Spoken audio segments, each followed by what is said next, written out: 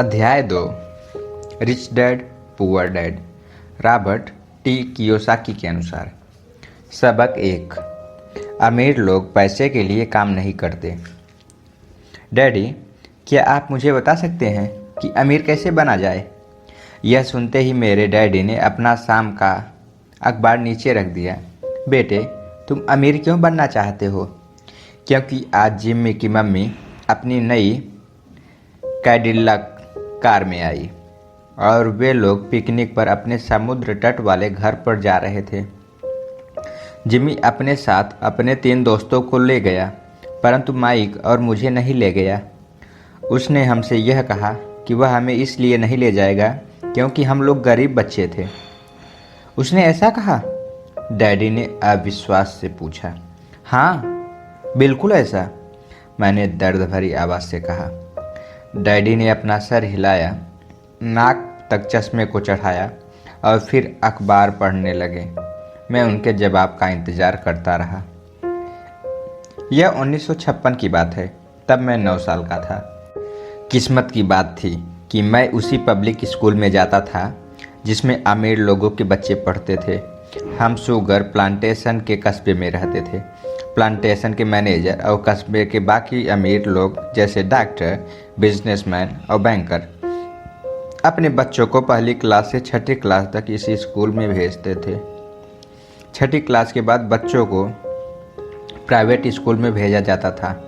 अगर मेरा परिवार सड़क के दूसरे छोर पर रह रहा होता तो मुझे अलग तरह के स्कूल में भेजा जाता, जहाँ पर मेरे जैसे परिवार के बच्चे पढ़ते थे। 6ठी क्लास के बाद इन बच्चों की तरह मैंने भी पब्लिक, इंटरमीडिएट और हाई स्कूल किया होता, क्योंकि उनकी ही तरह मेरे लिए भी प्राइवेट स्कूल में जाना संभव नहीं था। मेरे डैडी ने आखिर अखबार को रख दिया। मुझे पता था कि वे क्या सोच रहे थे। उन्होंने धीमे से शुरुआत की। अगर तुम अमीर बनना चाहते हो तो तुम्हें पैसे बनाना सीखना चाहिए। मैंने पूछा, मैं पैसे बनाना किस तरह सीख सकता हूँ? अपने दिमाग के इस्तेमाल से, उन्होंने मुस्कुराते हुए कहा, जिसका असली मतलब यह था, बस मैं तुम्हें इतना ही बता सकता हूँ या मैं इसका जवाब नहीं जानता, इसलिए मुझे तंग मत करो। एक साझेदारी हुई। अगली सुबह मैंने अपने सबसे अच्छे दोस्त माइक को अपने डैडी की बातें बताई। जहाँ तक मुझे याद है, उस स्कूल में मैं और माइक ही 2 गरीब बच्चे थे। माइक भी मेरे ही तरह था, क्योंकि वह भी किस्मत की वजह से उस स्कूल में था। ऐसा लगता था जैसे किसी ने कस्बे में स्कूल की सरहदें तय कर दी थी और इसी कारण हम लोग अमीर बच्चों के स्कूल में पढ़ रहे थे। सच कहा जाए तो हम लोग गरीब नहीं थे, परंतु हमें ऐसा लगता था क्योंकि बाकी सभी बच्चों के पास नए बेसबॉल ग्लव्स, नई साइकिलें और हर चीज़ नई होती थी।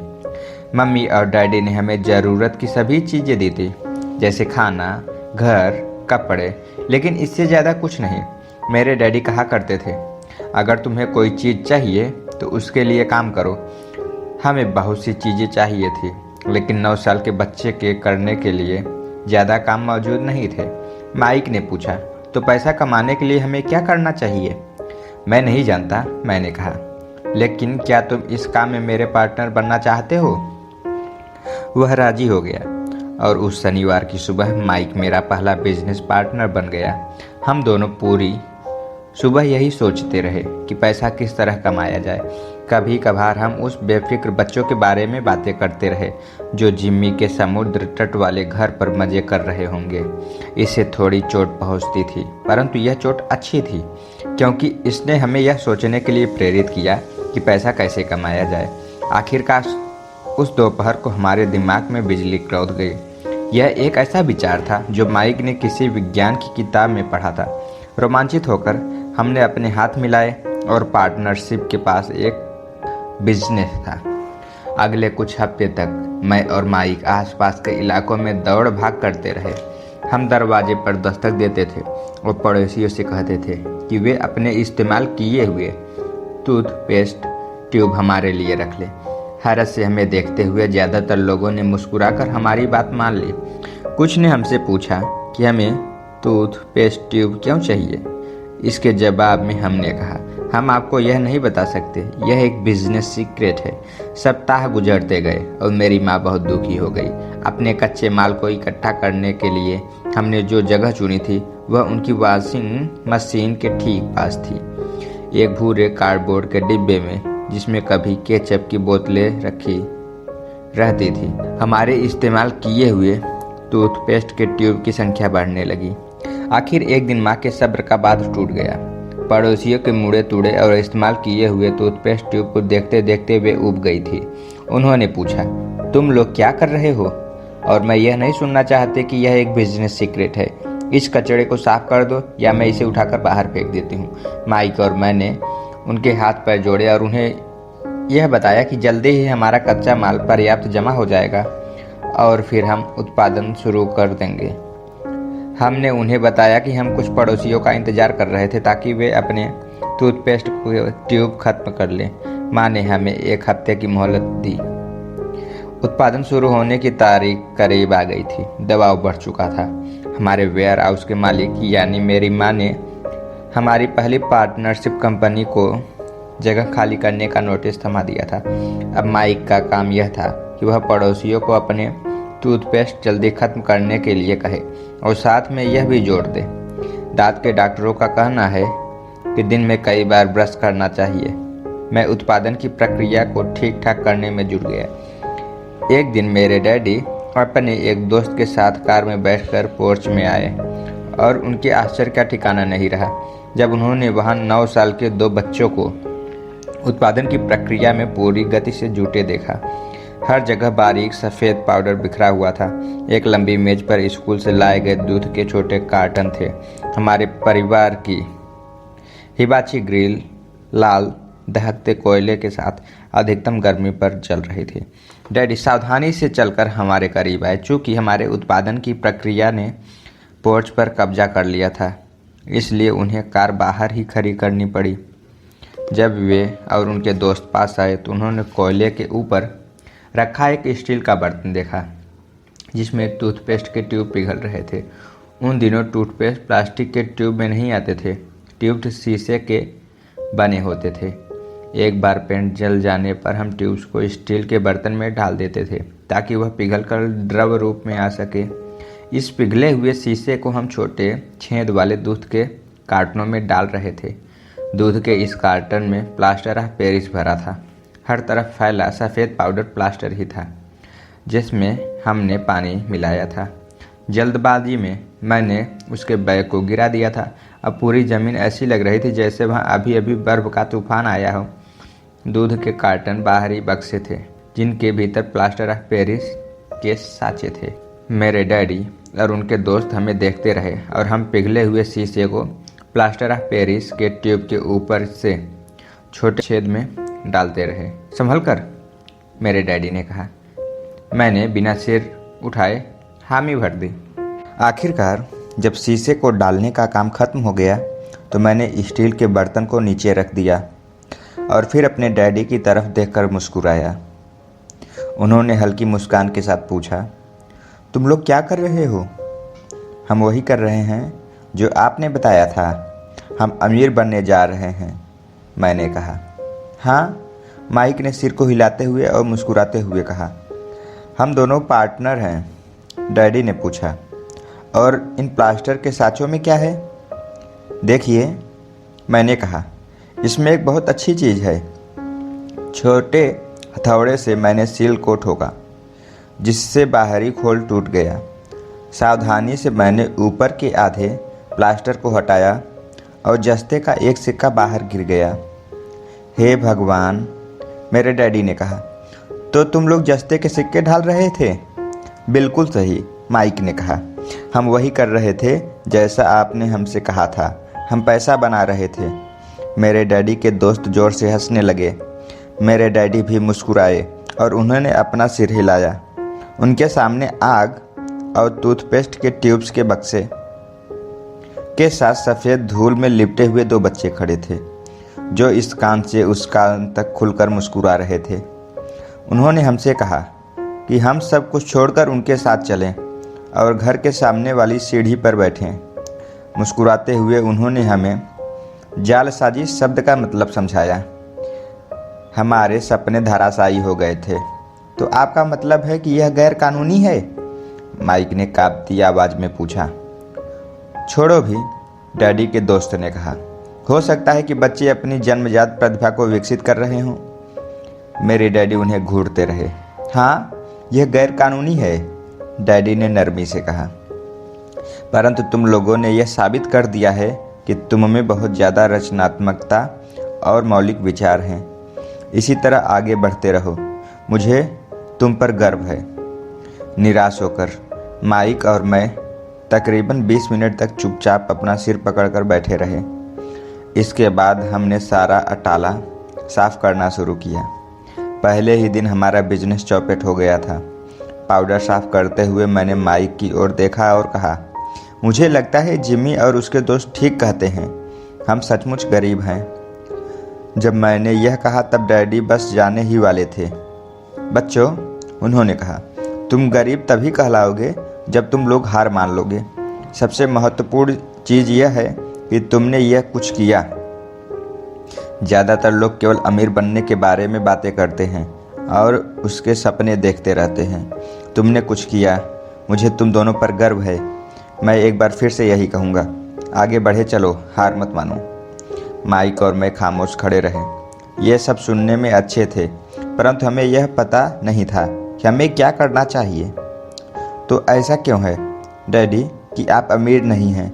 मैंने पूछा। क्योंकि मैंने एक स्कूल टीचर बनने का फैसला किया था। स्कूल के टीचर अमीर बनने के बारे में नहीं सोचते, हम सिर्फ पढ़ाना पसंद करते हैं।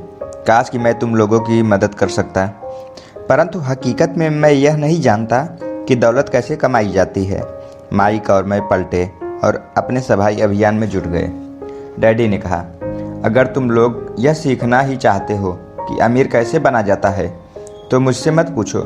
माइक, तुम अपने डैडी से यह सवाल पूछो। मेरे डैडी? माइक ने हैरानी से कहा। हाँ, तुम्हारे डैडी, मेरे डैडी ने मुस्कुराकर दोहराया। तुम्हारे डैडी और मेरा बैंकर एक ही है और वह तुम्हारे डैडी की बहुत तारीफ करता है। उसने मुझे कई बार यह बताया है कि पैसा बनाने में तुम्हारे डैडी का कोई जवाब नहीं है। मेरे डैडी? माइक ने एक बार फिर हैरानी से पूछा। फिर ऐसा क्यों है कि स्कूल के अमीर बच्चों की तरह हमारे पास शानदार कार और आलीशान बंगला नहीं है? शानदार कार और आलीशान बंगले के होने का यह मतलब नहीं होता कि आप निश्चित रूप से अमीर हैं या आप पैसे बनाने की कला जानते हैं, डैडी ने जवाब दिया। जिम्मी के डैडी शुगर प्लांटेशन में काम करते हैं। उनमें और मुझमें ज़्यादा फर्क नहीं है। वे एक कंपनी के लिए काम करते हैं, मैं सरकार के लिए। कंपनी उन्हें कार खरीद कर दे देती है। इस समय शुगर की कंपनी आर्थिक संकट में फंसी हुई है और जिम्मी के डैडी के पास जल्द ही कुछ नहीं बचेगा। तुम्हारे डैडी अलग हैं, माइक। ऐसा लगता है कि वे एक साम्राज्य बनाने जा रहे हैं और मेरा अंदाज है कि कुछ ही सालों में वे बहुत अमीर बन जाएंगे। यह सुनकर माइक और मैं एक बार फिर रोमांचित हो गए। नए उत्साह से हमने अपने डूबे हुए व्यवसाय के कचरे को साफ करना शुरू कर दिया। जब हम सफाई कर रहे थे तो हमने यह भी योजना बना ली थी कि कब और कैसे माइक के डैडी से बात की जाए। समस्या यह थी कि माइक के डैडी बहुत ज़्यादा काम करते थे और देर रात तक घर नहीं लौटते थे। माइक के डैडी के पास कई warehouse, construction company, stores की श्रृंखला और 3 रेस्टोरां थे। रेस्टोरांों के कारण ही उन्हें घर लौटने में देरी हो जाती थी। सफाई खत्म करने के बाद माइक बस पकड़कर अपने घर चला गया। वह अपने डैडी से बात करने वाला था, चाहे वे कितनी ही देर से घर लौटे, और उनसे पूछने वाला था कि क्या वे हमें अमीर बनने के तरकीब सिखाने के लिए तैयार हैं। माइक ने मुझसे वादा किया कि जैसे ही वह अपने डैडी से बात कर लेगा वह मुझे फ़ोन करेगा, चाहे कितनी ही देर क्यों न हो जाए। फ़ोन रात को 8:30 बजे आया। ओके, अगले शनिवार, मैंने कहा और फ़ोन रख दिया। माइक के डैडी माइक और मुझसे मिलने के लिए तैयार हो गए थे। शनिवार की सुबह 7:30 बजे मैंने शहर के दूसरे हिस्से में जाने के लिए बस पकड़ी और सबक शुरू हुए। मैं तुम्हें 1 घंटे के 10 सेंट दूंगा। 1956 की तनख्वाह के हिसाब से भी 10 सेंट प्रति घंटे का वेतन कम था। माइकल और मैं सुबह 8 बजे उनके डैडी से मिले। वे पहले से ही व्यस्त थे और उनके पास 1 घंटे से भी ज़्यादा का काम मौजूद था। जब मैं उनके साधारण छोटे और साफ घर के सामने पहुंचा तो मैंने देखा कि उनका कंस्ट्रक्शन सुपरवाइज़र अपने पिकअप ट्रक से वहाँ से जा रहा था। माइक मुझे दरवाजे पर ही मिल गया। डैडी अभी फ़ोन पर हैं और उन्होंने कहा है कि हम लोग पीछे के पोर्च में उनका इंतज़ार करें। माइक ने दरवाज़ा खोलते हुए कहा। जब मैंने उस पुराने घर के दहलीज के अंदर कदम रखा तो लकड़ी के पुराने फर्श की चरमराहट सुनाई दी। दरवाजे के भीतर सस्ती सी चटाई थी। चटाई वहाँ इसलिए रखी गई थी ताकि फर्श पर पड़े अनगिनत कदमों के निशान को छुपाया जा सके। हालांकि वह साफ थी, पर यह स्पष्ट दिखता था कि उसे बदल लेना चाहिए। जब मैं सकरे लिविंग रूम में घुसा तो मेरे दम घुटने लगा था। वहाँ पुराने फर्नीचर की बू आ रही थी और निश्चित रूप से उस फर्नीचर को संग्रहालय में होना चाहिए था। सोफे पर 2 महिलाएं बैठी थीं, जिनकी उम्र मेरी माँ से थोड़ी ज़्यादा होगी। महिलाओं के सामने एक पुरुष मजदूरों के कपड़ों में बैठा हुआ था। उसने खाकी पैंट और खाकी शर्ट पहन रखा था। हालांकि कपड़े साफ और प्रेस किए थे, परंतु उनमें स्टार्च नहीं किया गया था। उस आदमी की उम्र मेरे डैडी से लगभग 10 साल ज़्यादा होगी, शायद 45 साल। जब मैं और माइक उनके पास से गुजरते हुए किचन की तरफ गए, जहाँ से पोर्च का रास्ता था, तो वे मुस्कुराए। मैं भी जवाब में शर्मा कर मुस्कुरा दिया। ये लोग कौन हैं? मैंने पूछा। अरे ये डैडी के लिए काम करते हैं। बूढ़ा व्यक्ति उनके वेयर हाउसों को संभालता है और महिलाएं रेस्टोरेंट की मैनेजर है। और तुमने उस कंस्ट्रक्शन सुपरवाइजर को तो देखा ही होगा, जो यहाँ से 50 मील दूर तक एक सड़क परियोजना पर काम कर रहा है। उनका दूसरा सुपरवाइजर जो बहुत से घर बना रहा है, वह तुम्हारे आने के पहले ही जा चुका है। क्या ऐसा हमेशा ही होता है? मैंने पूछा। हमेशा तो नहीं, पर अक्सर ऐसा ही होता है, माइक ने कहा और मेरे पास अपनी कुर्सी खींचते हुए वह मुस्कुराया। मैंने उनसे पूछा था कि क्या वे हमें पैसा बनाना सिखाएंगे। माइक ने मुझे बताया। अच्छा, और उन्होंने इसका क्या जवाब दिया? मैंने सावधानीपूर्ण उत्सुकता से पूछा। पहले तो उनके चेहरे पर हंसी आई, पर फिर कुछ सोचकर उन्होंने कहा कि वे हमारे सामने एक ऑफर रखेंगे। अच्छा, मैंने कहा और अपनी कुर्सी पर पीठ दीवार से टिका ली। मैं वहाँ कुर्सी के पिछले 2 पैरों के सहारे टिका बैठा रहा। माइक ने भी ऐसा ही किया। क्या तुम्हें पता है वे कौन सा ऑफर देने वाले हैं? मैंने पूछा। नहीं, पर हमें जल्दी ही इसका पता चल जाएगा। अचानक माइक के डैडी उस पुराने दरवाजे से घुसकर पोर्च में दाखिल हुए। माइक और मैं अपने पैरों पर कूद गए, आदर के कारण नहीं, बल्कि इसलिए कि हम चौंक गए थे। तो बच्चों, तैयार? माइक के डैडी ने एक कुर्सी हमारे पास खिसकाते हुए पूछा। हमने अपने सिर हिलाए और अपनी कुर्सियों को दीवार के पास से खींचकर उनके सामने रख लिया। वे एक विशाल शरीर के मालिक थे, लगभग 6 फीट ऊंचे, 200 पाउंड वजनी। मेरे डैडी इससे ऊंचे थे, लगभग इसी वजन के, और माइक के डैडी से 5 साल बड़े थे। वे लगभग एक जैसे ही थे, हालांकि दोनों एक ही प्रजाति के नहीं थे। हो सकता है कि उनकी ऊर्जा एक सी हो। माइक का कहना है कि तुम पैसा कमाना सीखना चाहते हो। क्या यह सही है, रॉबर्ट? मैंने तत्काल सहमत से अपना सिर हिलाया, हालांकि मुझे थोड़ा सा डर भी लग रहा था। उनके शब्दों और मुस्कुराहट के पीछे बहुत ताकत थी। अच्छा, यह रहा मेरा ऑफर। मैं तुम्हें सिखाऊंगा, लेकिन मैं ऐसा क्लासरूम की शैली में नहीं सिखाऊंगा। अगर तुम मेरे लिए काम करोगे तो उनके बदले मैं तुम्हें सिखाऊंगा। तुम मेरे लिए काम नहीं करोगे तो मैं तुम्हें नहीं सिखाऊंगा।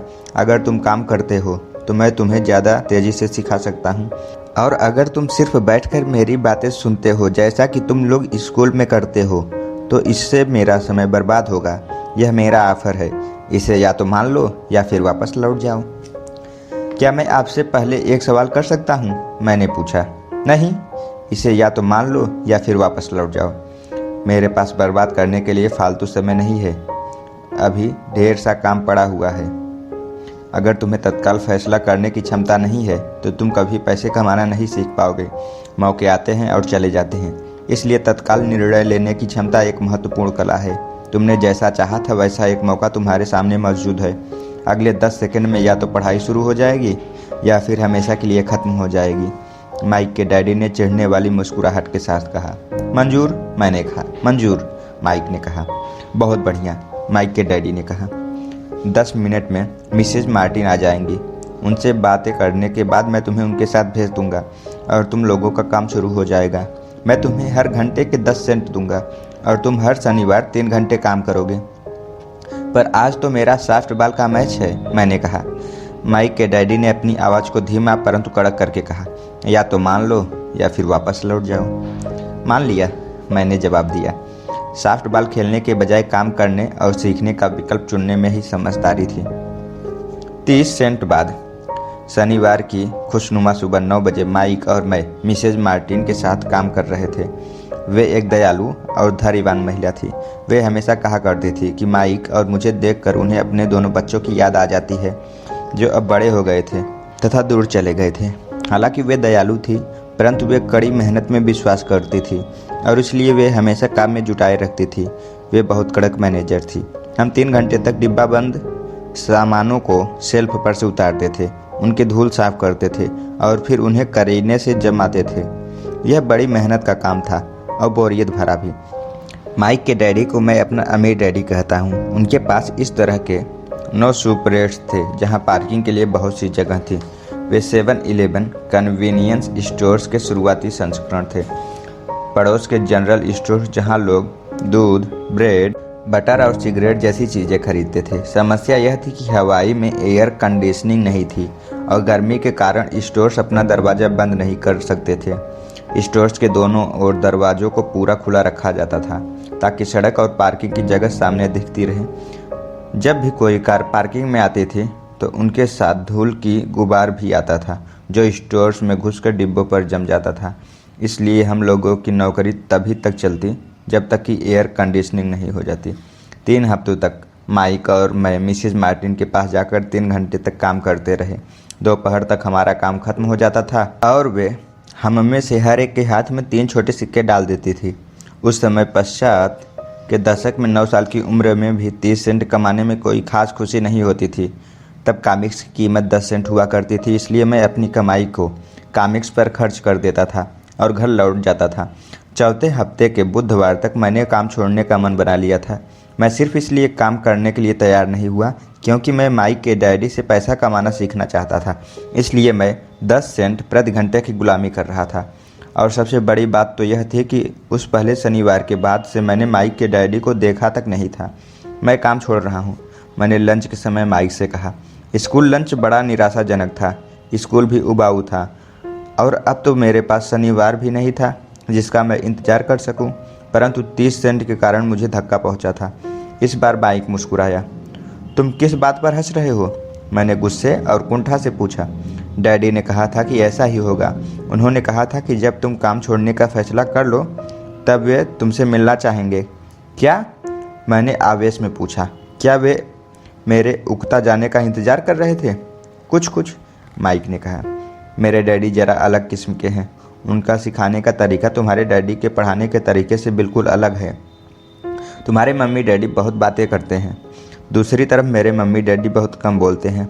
तुम सिर्फ इस शनिवार तक इंतज़ार कर लो, मैं उन्हें बता दूंगा कि तुमने काम छोड़ने का फैसला कर लिया है। इसका मतलब यह है कि मेरे साथ नाटक खेला गया है? नहीं, ऐसा नहीं हुआ, पर शायद हो सकता है। डैडी शनिवार को इसके बारे में समझाएंगे। शनिवार को लाइन में लगकर इंतज़ार करते हुए मैं उनका सामना करने के लिए तैयार था, यहाँ तक कि मेरे असली डैडी भी उनसे नाराज़ थे। मेरे असली डैडी, जिन्हें मैं गरीब डैडी कहता हूँ, यह मानते थे कि मेरे अमीर डैडी बाल श्रम कानून का उल्लंघन कर रहे थे और इस पूरे मामले की जांच होनी चाहिए। मेरे पढ़े लिखे गरीब डैडी ने मुझसे यह कहा कि मैं सही तनख्वाह मांगूँ, कम से कम 25 सेंट प्रति घंटा। मेरे गरीब डैडी ने मुझसे कहा कि अगर मेरी तनख्वाह नहीं बढ़ती मुझे तत्काल नौकरी छोड़ देनी चाहिए, और वैसे भी तुम्हें इस घटिया काम करने की कोई ज़रूरत नहीं। मेरे गरीब डैडी ने झल्लाकर कहा। शनिवार की सुबह 8 बजे मैं एक बार फिर माइक के घर के उसी पुराने दरवाजे के अंदर घुस रहा था। कुर्सी पर बैठो और लाइन में इंतज़ार करो, माइक के डैडी ने मेरे घुसते ही कहा।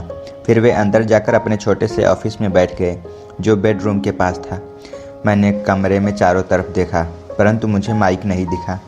अजीब सा महसूस करते हुए मैं उन्हीं दोनों महिलाओं के बगल में बैठ गया जो मुझे 4 हफ्ते पहले वहाँ पर मिली थी। वे मुस्कुराई और सोफे पर थोड़ी सी खिसक गई ताकि मैं भी बैठ सकूं। 45 मिनट गुजर गए थे और मैं उबल रहा था। दोनों महिलाएं उनसे मिलकर तकरीबन 30 मिनट पहले वहाँ से जा चुकी थी। एक बूढ़ा सा आदमी वहाँ 20 मिनट तक बैठा और फिर वह भी निकल कर चला गया। घर खाली था और हवाई में खुशनुमा सुबह को मैं सीलन भरे अंधेरे लिविंग रूम में बैठा हुआ था और इस बात का इंतज़ार कर रहा था कि एक लालची और बच्चों का शोषण करने वाला आदमी मुझसे बातें करे। मैं सुन सकता था कि वे फ़ोन पर बातें कर रहे थे, ऑफिस में इधर उधर के काम कर रहे थे और मुझे नज़रअंदाज कर रहे थे। मेरी इच्छा तो हो रही थी कि मैं उस घमंडी आदमी से बिना मिले ही घर लौट जाऊं, पर किसी वजह से मैं रुक गया। आखिर 15 मिनट बाद ठीक 9 बजे आमिर डैडी अपने ऑफिस से बाहर निकलते हुए बिना कुछ कहे उन्होंने हाथ से मुझे इशारा किया कि मैं उनके डर बेनुमा ऑफिस में आ जाऊं। आमिर डैडी ने अपनी ऑफिस कुर्सी पर बैठते हुए कहा, या तो तुम्हारी तनख्वाह बढ़ाई जाए या तुम काम छोड़ रहे हो, है ना? हाँ, समझौते के मुताबिक आप अपनी शर्त पूरी नहीं कर रहे हैं, मैंने लगभग आंसुओं से भीगे स्वर में कहा। 9 साल के बच्चे से एक वयस्क का सामना करना बहुत ज़्यादा डरावना था। आपने कहा था कि अगर मैं आपके लिए काम करूंगा तो आप मुझे पैसे कमाना सिखाएंगे। अपनी तरह से मैंने आपके लिए काम किया है, मैंने कड़ी मेहनत की है। इस काम के लिए मैंने अपने बेसबॉल गेम की कुर्बानी दी है और अब आप अपने वादे से मुकर रहे हैं। आपने मुझे कुछ भी नहीं सिखाया है। आप धोखेबाज हैं, जैसा शहर के सभी लोग कहते हैं। आप लालची हैं, आप केवल पैसा कमाना चाहते हैं और अपने कर्मचारियों का बिल्कुल ध्यान नहीं रखते। आपने मुझे इतनी देर तक बाहर बिठाए रखा है और मेरी जरा भी इज्जत नहीं की। मैं एक छोटा सा बच्चा हूँ और आपको मेरे साथ इससे बेहतर बर्ताव करना चाहिए था। आमिर डैडी अपनी कुर्सी पर पीछे झुक गए, अपने हाथों को ठुड्डी तक लाकर उन्हें मुझे घूरा। ऐसा लग रहा था कि वे मेरा विश्लेषण कर रहे थे। बुरा नहीं है, उन्होंने कहा। 1 महीने से भी कम समय में तुम वही भाषा बोल रहे हो जो मेरे ज़्यादातर कर्मचारी बोलते हैं क्या? मैंने पूछा। मैं समझ नहीं पा रहा था कि वे क्या कह रहे थे और इसलिए मैंने अपना दुखड़ा रोना चालू रखा। मुझे लगता है कि आप अपने वादे पर कायम रहेंगे और मुझे कुछ सिखाएंगे, इसके बजाय आप तो मुझ पर अत्याचार करना चाहते हैं। यह तो जुल्म है, सरासर जुल्म। मैं तुम्हें सिखा तो रहा हूँ, आमिर डैडी ने धीमी आवाज़ में कहा। आपने मुझे क्या सिखाया है? कुछ भी नहीं, मैंने गुस्से में कहा।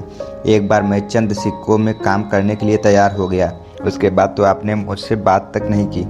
10 सेंट प्रति घंटे। मैं आपकी शिकायत सरकार से करूँगा। हमारे देश में भी बाल श्रम कानून है। आप तो जानते हैं कि मेरे डैडी सरकार के लिए काम करते हैं। शाबाश, आमिर डैडी ने कहा। अब तुम उन ज़्यादातर लोगों की भाषा बोल रहे हो जो मेरे लिए काम करते थे। वे लोग जिन्हें या तो मैंने नौकरी से निकाल दिया या जिन्होंने खुद मेरी नौकरी छोड़ दी। तो इस बारे में आपका क्या कहना है? मैंने पूछा और मुझे यह लग रहा था कि कम उम्र के बावजूद मैं बहादुरी से बातें कर रहा था। आपने मुझसे झूठ बोला, मैंने आपके लिए काम किया और आपने अपना वादा पूरा नहीं किया। आपने मुझे कुछ भी नहीं सिखाया। कौन कहता है कि मैंने तुम्हें कुछ नहीं सिखाया? मेरे आमिर डैडी ने शांति से कहा। मैंने 3 हफ्ते तक काम किया और इस बीच आपने सिखाना तो दूर रहा, मुझसे कभी बात तक नहीं की, मैंने व्यंग भरे अंदाज में कहा। क्या सिखाने का मतलब केवल भाषण या बातचीत ही होता है? आमिर डैडी ने पूछा। और क्या, मैंने जवाब दिया। इस तरह से वे तुम्हें स्कूल में सिखाते हैं, उन्होंने मुस्कुरा कर कहा, परंतु जिंदगी तुम्हें इस तरह नहीं सिखाती। और मेरा यह मानना है कि ज़िंदगी सबसे बढ़िया टीचर होती है। ज़्यादातर वक्त ज़िंदगी आपसे बातें नहीं करती, यह एक तरह से आपको धक्का देती है। हर धक्के के जरिए ज़िंदगी आपसे कहती है, जाग जाओ, मैं तुम्हें कुछ सिखाना चाहती हूँ। यह आदमी कैसी बेसिर पैर की बातें कर रहा है? मैंने अपने आप से पूछा। ज़िंदगी अगर मुझे धक्का देती है तो इसका मतलब यह है कि ज़िंदगी मुझसे बातें करती है। अब मैं जान चुका था कि मुझे यह काम तत्काल छोड़ देना चाहिए। मैं किसी ऐसे आदमी से बातें कर रहा था जो पागल था और जिसे ताले में बंद रखने की ज़रूरत थी। अगर तुम ज़िंदगी के सबक सीखते हो तो इससे तुम्हें यह बहुत फ़ायदा होगा। अगर तुम ऐसा नहीं करते हो तो ज़िंदगी तुम्हें लगातार धक्के देती रहेगी। लोग 2 चीज़ें करते हैं, कुछ लोग ज़िंदगी के धक्कों को सहन करते चले जाते हैं, बाकी लोग गुस्सा हो जाते हैं और ज़िंदगी को धक्का दे देते हैं।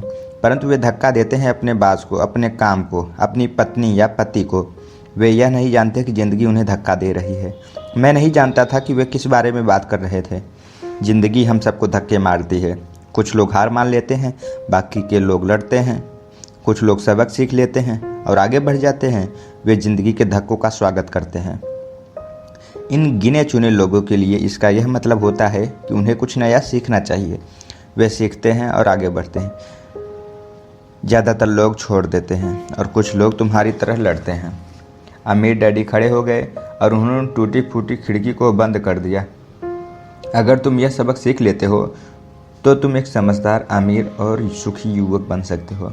अगर तुम यह नहीं सीखते हो तो तुम जिंदगी भर अपनी समस्याओं के लिए अपनी नौकरी, कम तनख्वाह या अपने बास को कोसते रहोगे। तुम हमेशा ऐसे बड़े मौके की उम्मीद करते रहोगे जो आए और तुम्हारी आर्थिक समस्याओं को सुलझा दे। अमीर डैडी ने मेरी तरफ देखा कि क्या मैं अब भी उनकी बातें सुन रहा हूँ। उनकी आंखें मेरी आंखों से मिली। हम एक दूसरे की तरफ देखते रहे और हमारी आंखों के बीच सब प्रेशर की धाराएं बहने लगी। आखिर जब मैं उनके संदेश का मतलब समझ गया तो मैंने अपनी नज़रें झुका ली। मैं जान गया था कि वे सही थे। मैं उन्हें दोषी ठहरा रहा था, जबकि सीखने की जिद मेरी ही थी। मैं फालतू में ही लड़ रहा था। अमीर डैडी ने आगे कहा, अगर आप इस तरह के आदमी हैं जिसमें हिम्मत नहीं है तो आप जिंदगी के हर थपेड़े के सामने हार मान ले जाते हैं।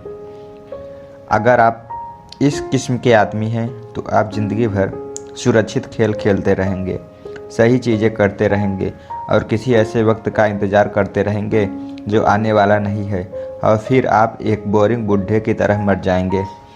आपके बहुत से दोस्त होंगे जो आपकी सिर्फ इसलिए तारीफ़ करेंगे क्योंकि आप एक मेहनती और भले आदमी थे।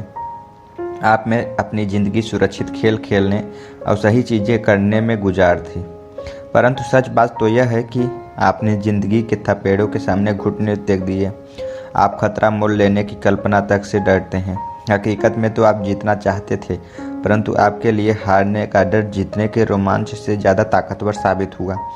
अंदर से आप और केवल आप जान पाएंगे कि आप में कभी जीतने की कोशिश नहीं की। आपने सुरक्षित खेल खेलने का विकल्प चुना।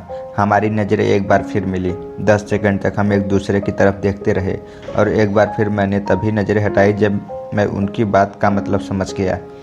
आप मुझे धक्का दे रहे थे? मैंने पूछा।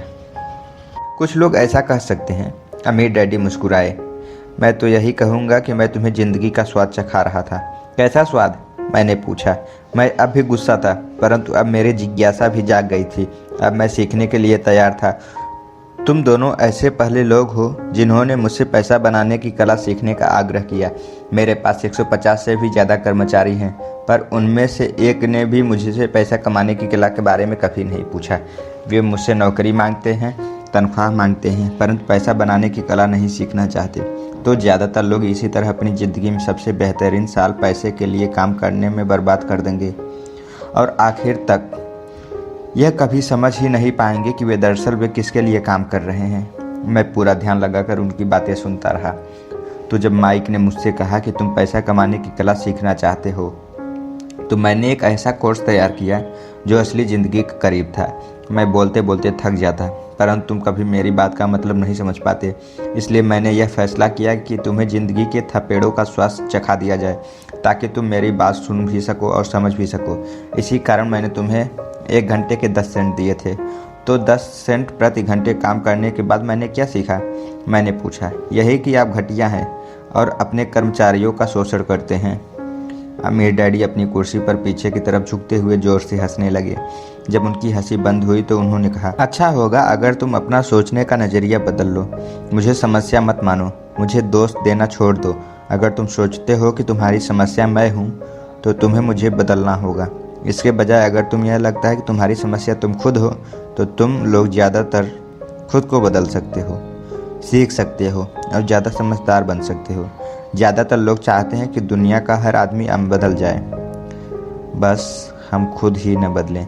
मैं तुम्हें यह बता दूं कि किसी दूसरे को बदलने से ज़्यादा आसान है कि खुद को बदलने। मैं आपकी बात ठीक से समझ नहीं पाया। मैंने कहा, अपनी समस्याओं के लिए मुझे दोष देना छोड़ दो। अमीर डैडी ने अधीरता से कहा, पर आपने मुझे सिर्फ 10 सेंट का ही वेतन दिया, तो तुमने क्या सीखा? अमीर डैडी ने मुस्कुरा कर पूछा। यही कि आप घटिया हैं, मैंने शरारत भरी मुस्कान के साथ कहा। अच्छा, तो तुम यह सोचते हो कि मैं समस्या हूँ? अमीर डैडी ने कहा। वो तो आप हैं ही। खैर, इसी तरीके से सोचते रहो और तुम जिंदगी भर कुछ नहीं सीख पाओगे। अगर तुम्हारा नज़रिया नहीं यही है कि समस्या मैं हूँ, तो तुम्हारे पास क्या विकल्प रह जाते हैं? अगर आप मेरी तनख्वाह नहीं बढ़ाते या मुझे ज़्यादा इज्जत नहीं देते तो मैं काम छोड़कर चला जाऊंगा। ठीक कहा, अमीर डैडी ने कहा। और ज़्यादातर लोग यही करते हैं, वे काम छोड़कर चले जाते हैं और दूसरी नौकरी की तलाश करते हैं जहां उन्हें बेहतर मौके और ज़्यादा अच्छी तनख्वाह मिले। उन्हें यह गलतफहमी होती है कि नई नौकरी या ज़्यादा तनख्वाह से उनकी समस्या सुलझ सकती है। ज़्यादातर मामलों में ऐसा नहीं होता। तो समस्या किस तरह सुलझ सकती है, मैंने पूछा। 10 सेंट प्रति घंटे के हिसाब से तनख्वाह लेकर मुस्कुराते हुए। अमीर डैडी मुस्कुराए। यही बाकी के लोग करते हैं। वे यह जानते हुए भी कि कम तनख्वाह में काम करते हैं क्योंकि नौकरी छूट जाने का उनका और उनके परिवार का पेट कैसे भरेगा, इसलिए मन महसूस कर वे नौकरी करते हैं और यह सोचकर तनख्वाह बढ़ने का इंतज़ार करते हैं कि ज़्यादा पैसा आने से समस्या सुलझ जाएगी। ज़्यादातर लोग ऐसा ही सोचते हैं और कड़ी मेहनत करते हुए दूसरी नौकरी भी कर लेते हैं, परंतु उसमें भी उन्हें तनख्वाह कम ही मिलती है। मैं फर्श को घूरता हूँ। अब मैं अमीर डैडी के सबक को समझने लगा था। मुझे यह एहसास हो गया था कि यह ज़िंदगी का स्वाद है। आखिरकार मैंने ऊपर की ओर देखा और अपना सवाल दोहराया, तो फिर यह समस्या किस तरह सुलझेगी? इस सवाल के जवाब में अमीर डैडी ने मुझे वह बेशकीमती नज़रिया दिया जो उन्हें अपने कर्मचारियों और मेरे डैडी से अलग करता था और जिनकी दौलत वे हवाई के सबसे अमीर आदमी बनने वाले थे, जबकि मेरे पढ़े लिखे गरीब डैडी ज़िंदगी भर पैसे की तंगी से जूझने वाले थे। यह एक अद्भुत नज़रिया था जिसने मेरी ज़िंदगी का नक्शा ही बदल दिया। अमीर डैडी ने बार बार मुझे यह नज़रिया याद दिलाया जिसे मैं पहला सबक कहूँगा। गरीब और मध्य वर्गीय लोग पैसे के लिए काम करते हैं, अमीरों के लिए पैसा काम करता है। मेरे गरीब डैडी ने जो शिक्षा मुझे दी थी, शनिवार की उस खुशनुमा सुबह में उससे बिल्कुल अलग नज़रिया सीख रहा था। मैं 9 साल की उम्र में मैं यह समझ गया था कि दोनों ही डैडी चाहते हैं कि मैं सीखूं। दोनों ही डैडी मुझे पढ़ने के लिए प्रेरित करते हैं। फ़र्क सिर्फ इतना था कि दोनों के सुझाव विषय अलग अलग थे। मेरे पढ़े लिखे डैडी चाहते थे कि मैं वही करूं जो उन्होंने कहा था। बेटे, मैं चाहता हूं कि तुम मेहनत से पढ़ो, अच्छे नंबर लाओ ताकि तुम्हें किसी बड़ी कंपनी में सुरक्षित नौकरी मिल सके, और यह अच्छी तरह देख लो कि इसमें बहुत से दूसरे लाभ हों। मेरे अमीर डैडी चाहते थे कि मैं यह सीखूं कि पैसा कैसे काम करता है ताकि मैं इससे अपने लिए काम करवा सकूं। यह सबक मुझे जीवन भर उनके मार्गदर्शन में सीखना था, न कि किसी क्लासरूम में। मेरे अमीर डैडी ने मेरा पहला सबक जारी रखा। मैं खुश हूँ कि तुम 10 सेंट प्रति घंटे के हिसाब से काम करने पर गुस्सा हो गए। अगर तुम गुस्सा नहीं हुए होते तो तुम ऐसी खुशी खुशी करते रहते तो मैं तुमसे साफ कह देता कि मैं तुम्हें नहीं सिखा सकता। यह जान लो कि सच्ची शिक्षा में ऊर्जा, प्रबल भावना और ज़बरदस्त इच्छा की ज़रूरत होती है। गुस्सा उस फार्मूले का एक बहुत बड़ा हिस्सा है क्योंकि प्रबल भावना में गुस्से और प्रेम का समन्वय होता है। जब पैसे की बात आती है तो ज़्यादातर लोग सुरक्षित रास्ता खोजते हैं, इसलिए प्रबल भावना उन्हें राह नहीं दिखा पाती। उन्हें राह दिखाता है उनका डर। तो क्या इसलिए वे कम तनख्वाह पर काम करने के लिए राज़ी हो जाते हैं, मैंने पूछा। हाँ, अमीर डैडी ने कहा। कुछ लोग कहते हैं कि मैंने लोगों का शोषण करता हूँ क्योंकि मैं उन्हें उतनी तनख्वाह नहीं देता जितनी उन्हें शुगर प्लांटेशन या सरकार की तरफ से मिलती है। मैं यही कहना चाहता हूँ कि लोग खुद अपना शोषण करते हैं, डरते हुए हैं, मैं नहीं। पर क्या आपको नहीं लगता कि आपको उन्हें ज़्यादा तनख्वाह देनी चाहिए, मैंने पूछा। मुझे ज़्यादा तनख्वाह देने की ज़रूरत ही नहीं है, और इसके अलावा ज़्यादा पैसा मिलने से उनकी समस्या नहीं सुलझेगी। अपने डैडी को ही देख लो, वे बहुत सा पैसा कमाते हैं और फिर भी वे अपने बिलों का भुगतान नहीं कर पाते। दुनिया में ऐसे बहुत से लोग हैं जिन्हें अगर ज़्यादा पैसा मिल जाए तो वे ज़्यादा कर्ज में डूब जाएंगे। तो इसी कारण आपने मुझे 10 सेंट प्रति घंटे की तनख्वाह दी, मैंने मुस्कुराते हुए कहा। यह सबक का हिस्सा था। बिल्कुल सही, अमीर डैडी ने मुस्कुरा कर कहा। देखो, तुम्हारे डैडी स्कूल गए और उन्होंने बहुत बढ़िया शिक्षा इसलिए हासिल की ताकि उन्हें अच्छी तनख्वाह वाली नौकरी मिल सके, जो उन्हें मिल गई, परंतु उनके पास आज भी पैसे की तंगी है। ऐसा इसलिए है क्योंकि उन्होंने स्कूल में पैसे के बारे में कुछ भी नहीं सीखा, और सबसे बड़ी बात यह है कि वे पैसे के लिए काम करने में भरोसा करते हैं और आप नहीं करते, मैंने पूछा। नहीं, सच पूछा जाए तो नहीं, अमीर डैडी ने कहा। अगर तुम पैसे के लिए काम करना सीखना चाहते हो तो स्कूल में ही रहो। यह सीखने के लिए उससे बढ़िया कोई जगह नहीं है। परंतु अगर तुम यह सीखना चाहते हो कि पैसा तुम्हारे लिए किस तरह काम करे तो यह मैं तुम्हें सिखा सकता हूँ, परंतु तभी जब तुम यह सीखना चाहो। क्या हर कोई यह नहीं सीखना चाहता? मैंने पूछा। नहीं, अमीर डैडी ने कहा, सिर्फ इसलिए क्योंकि पैसे के लिए काम करना ज़्यादा आसान है, खासकर तब जब मैं पैसे के बारे में अपनी मूल भावना डर हो। मैं समझ नहीं पाया। मैंने त्योरियाँ चढ़ाकर कहा, उसकी चिंता फिलहाल मत करो, अभी इतना ही समझ लो कि डर के कारण ही ज़्यादातर लोग अपनी नौकरी कर रहे हैं। अपने बिलों का भुगतान न कर पाने का डर, नौकरी से निकाल दिया जाएगा इस बात का डर, पर्याप्त पैसा न होने का डर, एक बार फिर से शुरू करने का डर। यह किसी व्यवसाय को सीखने और पैसे के लिए काम करने की कीमत है। ज़्यादातर लोग पैसे के गुलाम बन जाते हैं और फिर वे अपने बास पर अपनी भड़ास निकालते हैं। तो आपकी नज़र में पैसे से अपने लिए काम कराना एक बिल्कुल अलग विषय है? मैंने पूछा। बिल्कुल, अमीर डैडी ने जवाब दिया, बिल्कुल। शनिवार की उस खुशनुमा सुबह हवाई में हम लोग चुपचाप बैठे रहे। मेरे दोस्त उस समय लिटिल लीग बेसबॉल गेम शुरू कर ही रहे होंगे, पर किसी वजह से मैं खुश था कि मैंने 10 सेंट प्रति घंटे के हिसाब से काम करने का फैसला किया था। मुझे लगा कि मैं कुछ ऐसा सीखने जा रहा था जो मेरे दोस्त स्कूल में कभी नहीं सीख पाएंगे। सीखने के लिए तैयार? अमीर डैडी ने पूछा। बिल्कुल, मैंने दांत निकाल कर कहा। मैंने अपना वादा निभाया, मैंने तुम्हें दूर बैठे बैठे भी सिखाया है, अमीर डैडी ने कहा।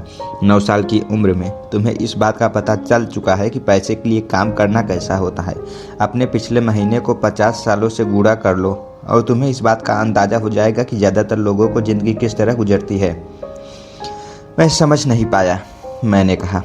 जब तुम मुझसे मिलने के लिए लाइन में इंतज़ार कर रहे थे तो तुम्हें कैसा लग रहा था?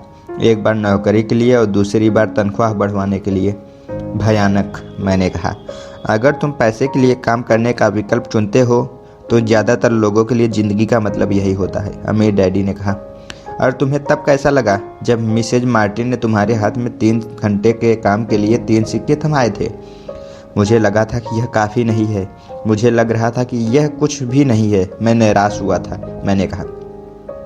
और यही ज़्यादातर कर्मचारियों को लगता है जब वे अपनी तनख्वाह को चेक को देखते हैं, खासकर तब जब उससे टैक्स और बाकी कटौतियाँ कर ली जाती है। कम से कम तुम्हें तो पूरी तनख्वाह मिलती थी, उन्हें तो पूरी तनख्वाह भी नहीं मिलती। आपका मतलब है कि ज़्यादातर कर्मचारियों को पूरी तनख्वाह नहीं मिलती? मैं हैरान था। नहीं, अमीर डैडी ने कहा, सरकार हमेशा अपने हिस्सा पहले ही ले लेता है।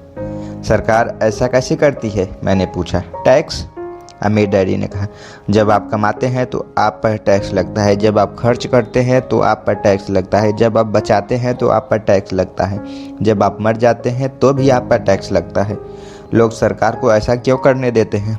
अमीर डैडी, अमीर लोग ऐसा नहीं करने देते, अमीर डैडी ने मुस्कुरा कर कहा। परंतु गरीब और मध्य वर्गीय लोग ऐसा करने देते हैं।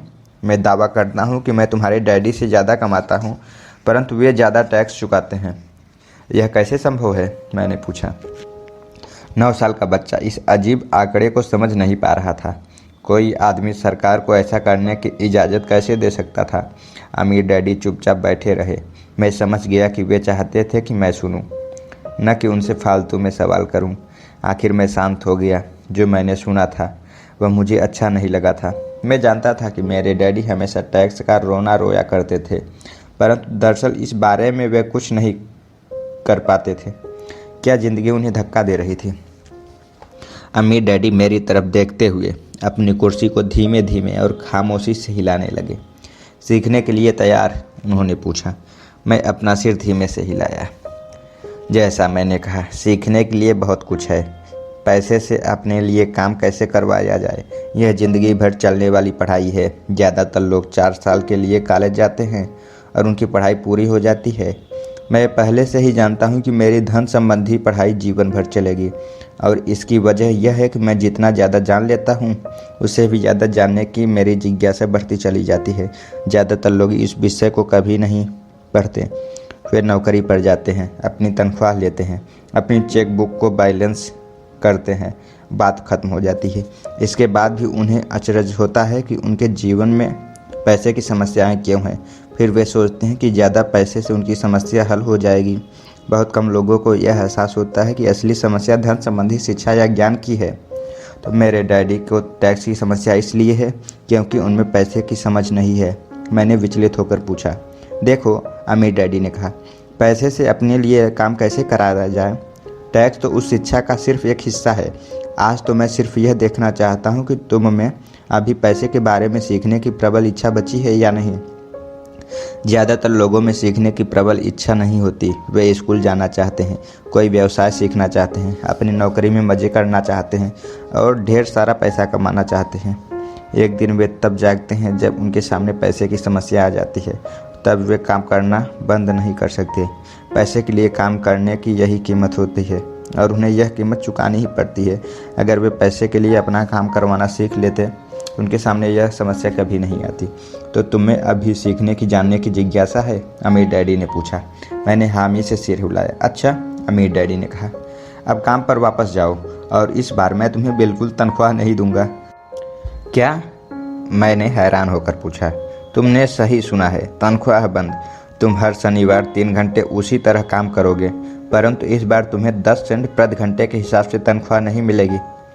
तुम ही ने तो कहा है कि तुम पैसे के लिए काम करना नहीं सीखना चाहते, इसलिए मैं तुम्हें बदले में कुछ भी नहीं दूंगा।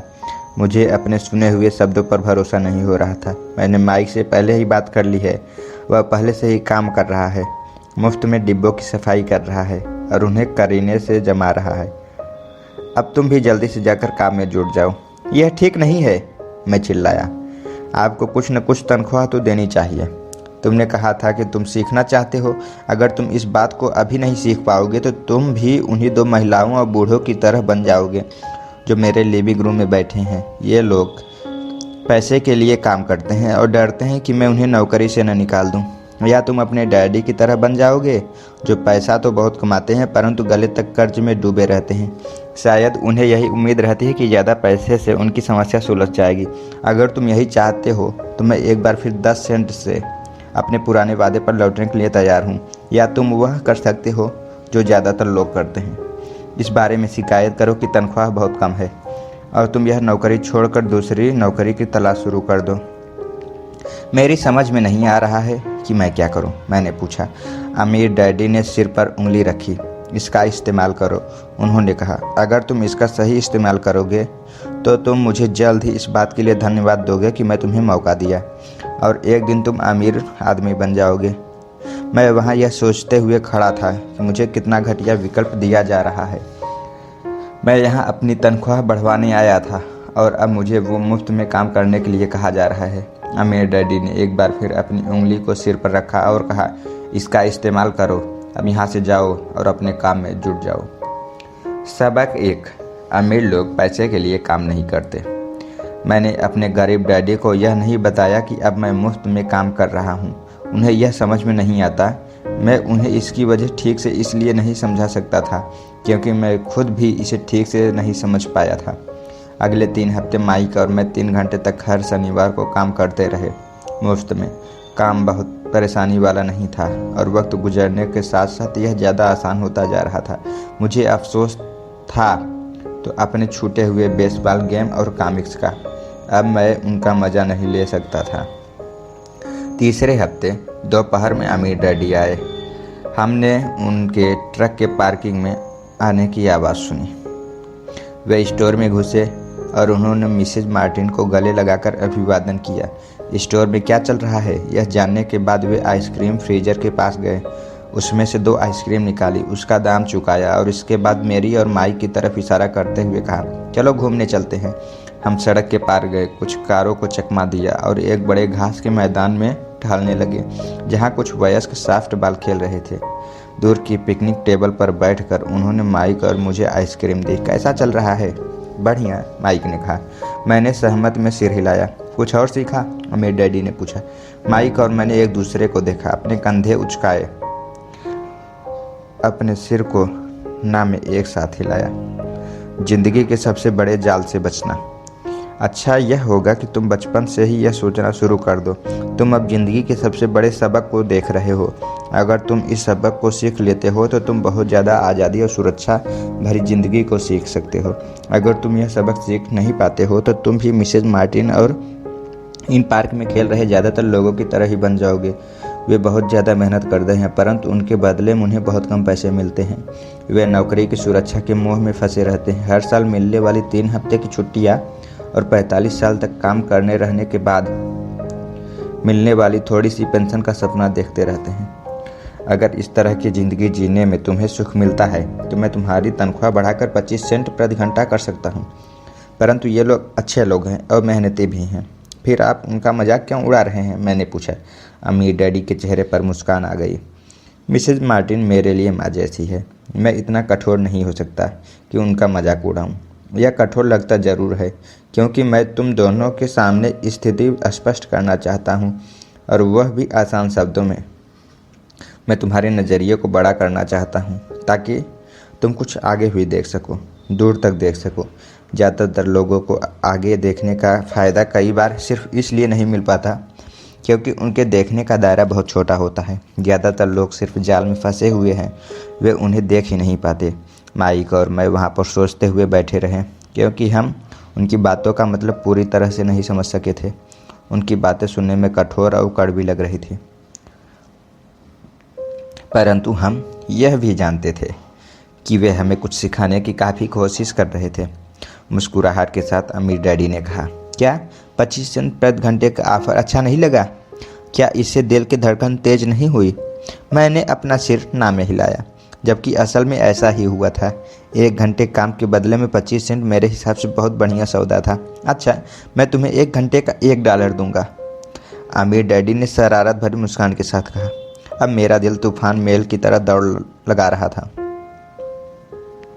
मेरा दिमाग चीख चीख कर कह रहा था, इसकी बात मान लो, मान लो। मुझे अपने कानों पर भरोसा नहीं हो रहा था, परंतु फिर भी मैं चुप रहा। अच्छा, $2 प्रति घंटे? मुझे ऐसा लग रहा था जैसे मेरे छोटे से 9 साल पुराने दिमाग में किसी ने बम फोड़ दिया हो। 1956 में $2 प्रति घंटे की कमाई मुझे दुनिया का सबसे अमीर बच्चा बना देती। मैं इतना सारा पैसा कमाने की कल्पना भी नहीं कर सकता था। मैं हाँ कहना चाहता था। मैं सौदा पक्का करना चाहता था। मुझे नई साइकिल दिख रही थी, नए बेसबॉल के ग्लव्स दिख रहे थे। मेरे पास कड़क नोट देखकर मेरे दोस्तों की जलन और तारीफ भी मुझे साफ दिख रही थी। सबसे बड़ी बात तो यह थी कि जिमी और उनके अमीर दोस्त मुझे फिर कभी गरीब नहीं कह सकते थे, परंतु किसी वजह से मैं खामोश खड़ा रहा। हो सकता है कि मेरे दिमाग में गर्मी बढ़ जाने के कारण उसका फ्यूज उड़ गया हो, परंतु मन ही मन मैं $2 प्रति घंटे का ऑफर मानने के लिए बेताब था। आइसक्रीम पिघल चुकी थी और मेरे हाथ पर बह रही थी। आइसक्रीम की डंडी खाली थी और इसके नीचे वैनिला और चॉकलेट के टुकड़े थे, जिसके मजे चींटियाँ ले रही थी। अमीर डैडी हम दोनों बच्चों को देख रहे थे, जो आंखें फाड़कर और खाली दिमाग से उन्हें घूर रहे थे। उन्हें मालूम था कि वे हमारी परीक्षा ले रहे हैं, और वे यह भी जानते थे कि हमारे दिल का एक कोना उस ऑफर को मानने के लिए बेताब हो रहा था। वह जानते थे कि हर व्यक्ति की आत्मा का एक हिस्सा कमज़ोर और ज़रूरतमंद होता है, जिसे खरीदा जा सकता है, और वे यह भी जानते थे कि हर व्यक्ति की आत्मा का एक हिस्सा मजबूत और दृढ़ निश्चयी होता है, जिसे कभी नहीं खरीदा जा सकता। असली सवाल यह था कि इसमें से कौन सा हिस्सा ज़्यादा ताकतवर है। उन्होंने अपनी ज़िंदगी में हज़ारों लोगों की परीक्षा ली थी। जब वे नौकरी मांगने के लिए आए लोगों का इंटरव्यू लेते थे, तो वे हर बार आत्माओं की परीक्षा लेते थे। अच्छा, $5 प्रति घंटे? अचानक मेरे अंदर शांति छा गई थी। कुछ या तो बदल गया था। ऑफर बहुत ही बड़ा था और मूर्खतापूर्ण लग रहा था। 1956 में गिने चुने वयस्कों को $5 प्रति घंटे से ज़्यादा मिलता होगा। लालच खत्म हो गया था और इसकी जगह शांति ने ले ली थी। धीमे से मैं अपनी बाईं तरफ खड़े माइक की तरफ मुड़ा। उसने भी मेरी तरफ देखा। मेरी आत्मा का जो हिस्सा कमज़ोर और ज़रूरतमंद था, वह खामोश हो चुका था। मेरा वह हिस्सा जिसे खरीदा नहीं जा सकता था, वह आगे आ चुका था। मेरे दिमाग और आत्मा में पैसे को लेकर हुए इस युद्ध में शांति और विश्वास जीत चुके थे। मैं जानता था कि माइक भी उसी बिंदु पर पहुंच चुका होगा। अच्छा, अमीर डैडी ने धीमे से कहा, ज़्यादातर लोगों की एक कीमत होती है, और उनकी कीमत इसलिए होती है क्योंकि हम सभी में 2 भावनाएं होती हैं, डर और लालच। पहले तो पैसे के बिना रहने से डर हमें कड़ी मेहनत करने की प्रेरणा देती है। इसके बाद जब हमें तनख्वाह मिलती है तो हम में लालच या इच्छा की भावना जाग जाती है। पैसा होने पर हम उन बढ़िया चीज़ों के बारे में सोचने पर मजबूर हो जाते हैं जो उस पैसे से खरीदी जा सकती है। इस तरह हमारी ज़िंदगी का एक पैटर्न बन जाता है। किस तरह का पैटर्न? मैंने पूछा। सुबह जागने, काम पर जाने, खर्च करने। सुबह जागने, काम पर जाने, खर्च करने। लोगों की ज़िंदगी हमेशा डर और लालच इसी दो भावनाओं से चलती है।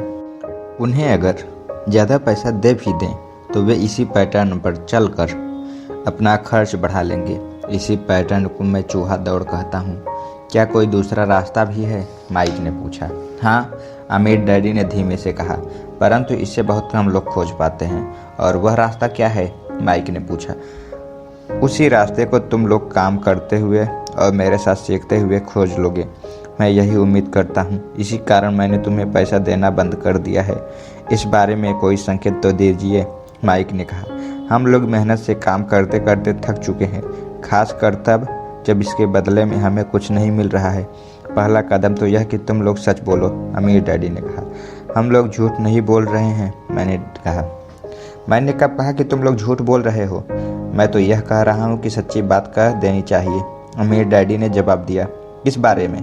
मैंने पूछा। इस बारे में कि तुम लोगों को कैसा लग रहा है, अमीर डैडी ने कहा। तुम्हें यह किसी और से कहने की ज़रूरत नहीं है, सिर्फ अपने आप को सच बोलो। आपके कहने का मतलब यह है कि इस पार्क में मौजूद लोग, आपके लिए काम करने वाले लोग, मिसेज मार्टिन, यह सब लोग ऐसा नहीं करते। मुझे ऐसा ही लगता है, अमीर डैडी ने कहा।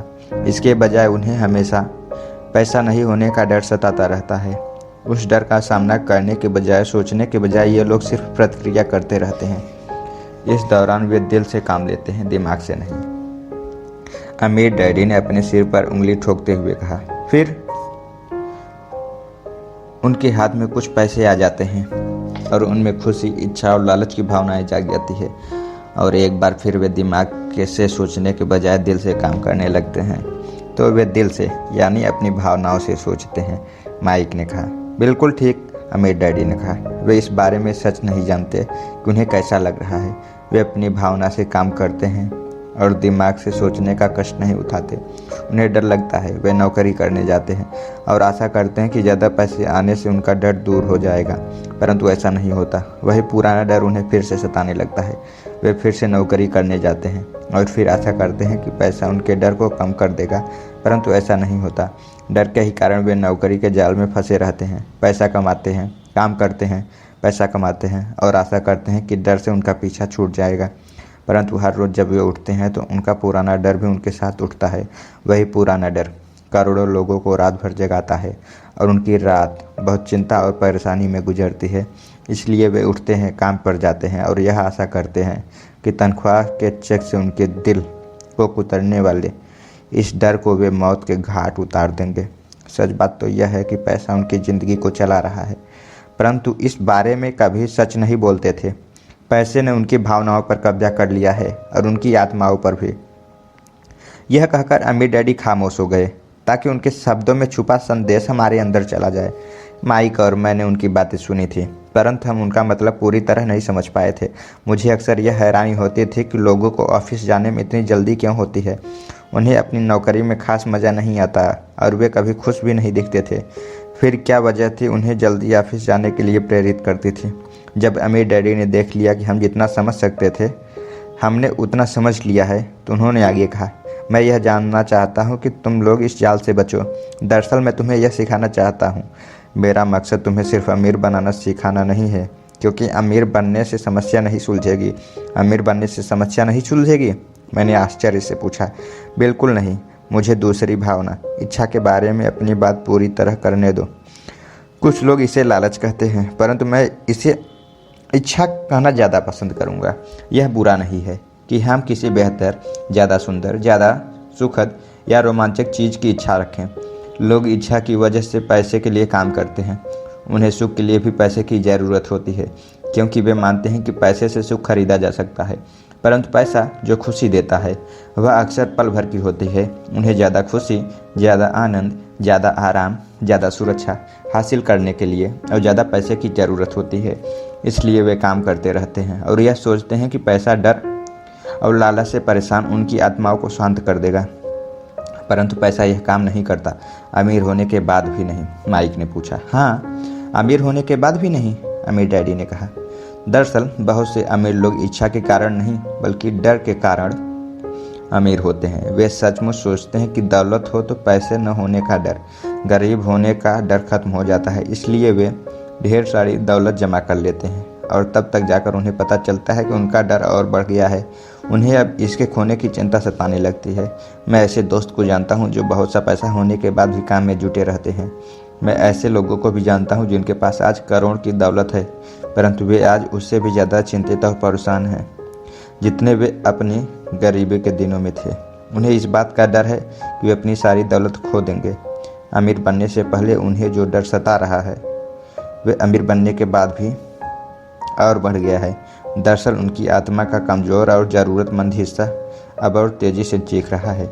वे अपने आलीशान बंगलों, शानदार कारों और उस ऐशो आराम की ज़िंदगी को नहीं खोना चाहते जो पैसे से खरीदी गई है।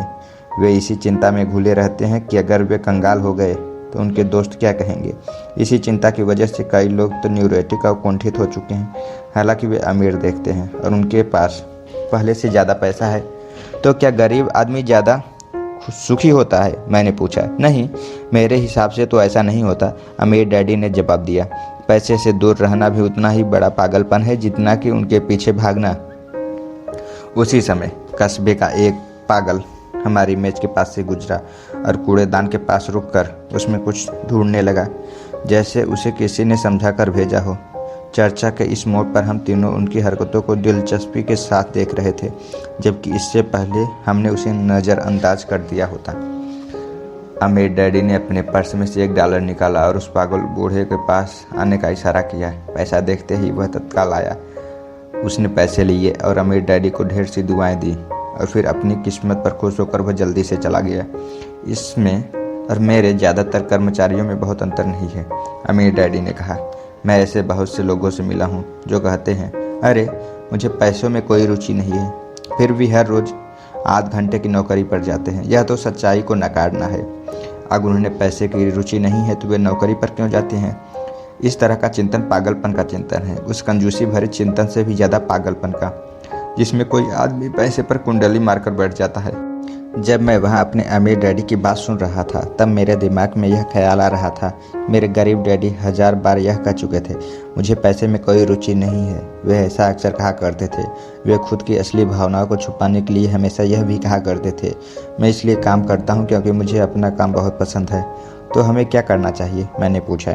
यही कि हम पैसे के लिए काम नहीं करें जब तक कि हमारे मन से डर और लालच की भावनाएं पूरी तरह से न निकल जाएं। नहीं, उसमें तो बहुत समय बर्बाद हो जाएगा, अमीर डैडी ने कहा। भावनाओं के कारण ही तो हम इंसान हैं, इन्हीं के कारण हमारी हस्ती है। भावना शब्द का मतलब चलायमान ऊर्जा। अपनी भावनाओं के बारे में ईमानदार रहो और अपने दिमाग और भावनाओं का इस्तेमाल अपने समर्थन में करो, न कि अपने विरोध में। आहा, माइक ने कहा।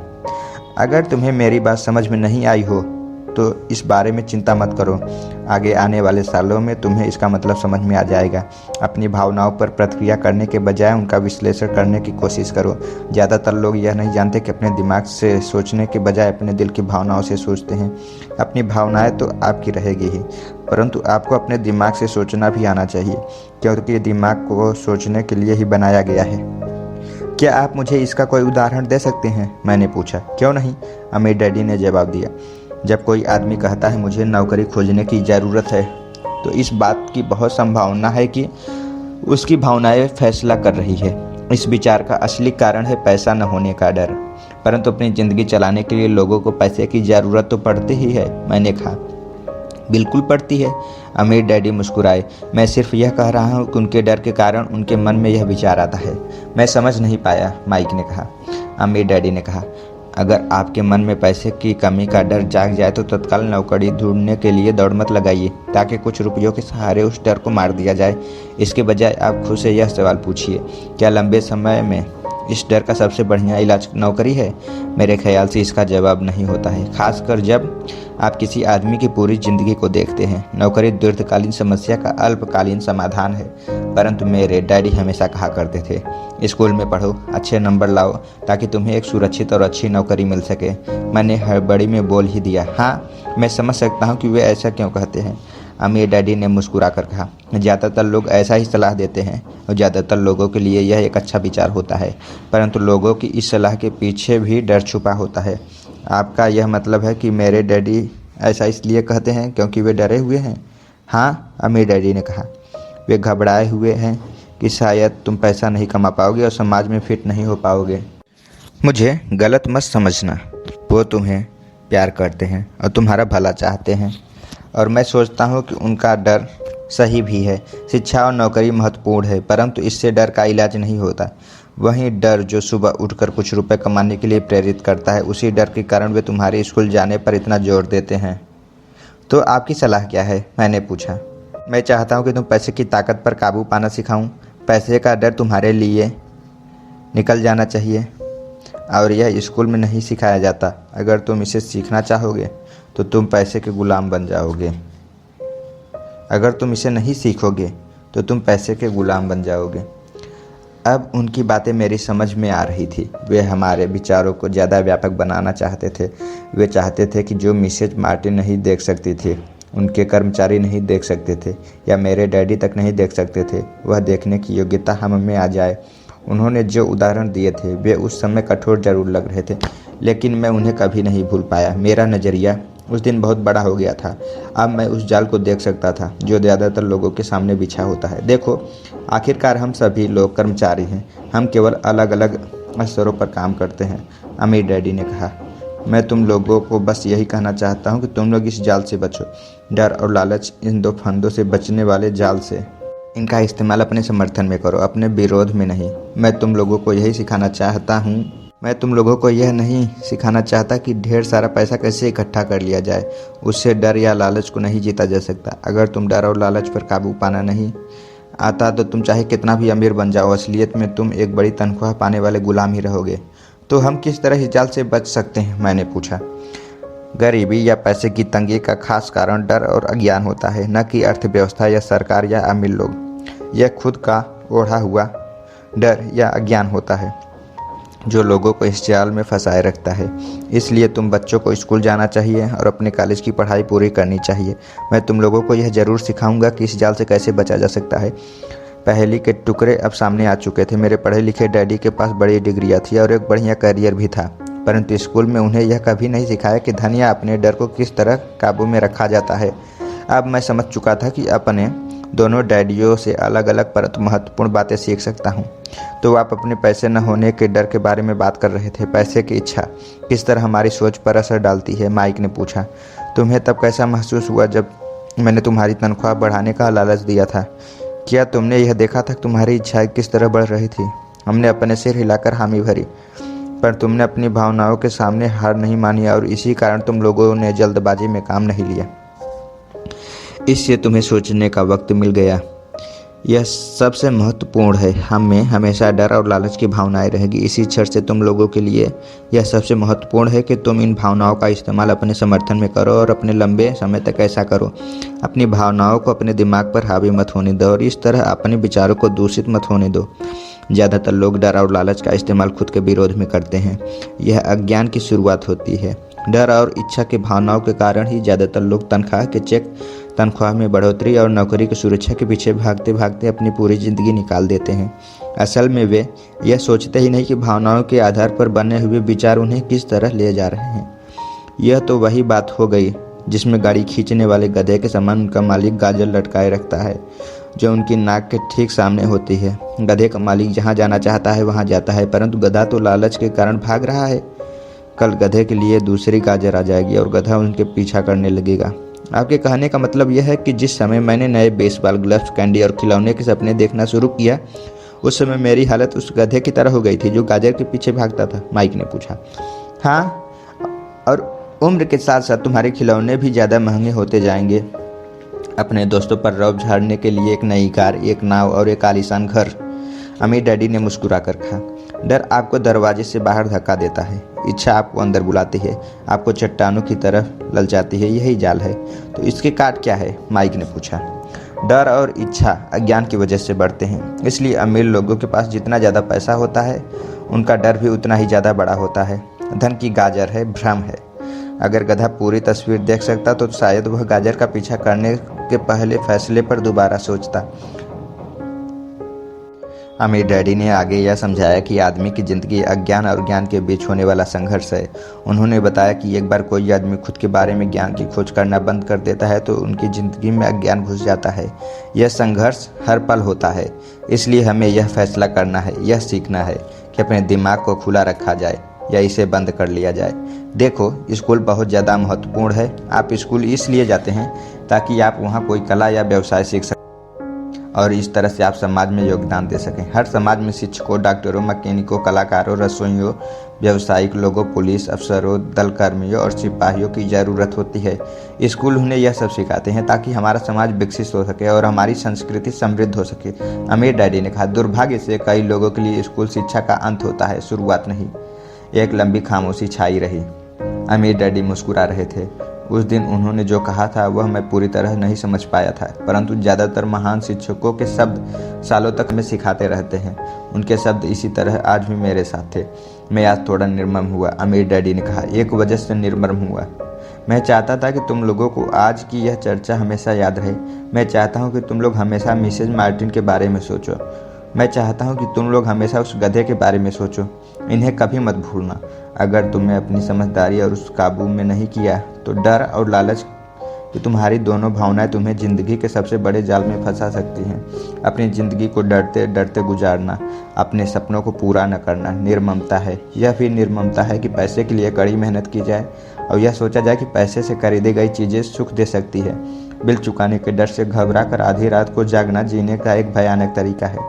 तनख्वाह के हिसाब से ज़िंदगी जीना भी कोई जीना है?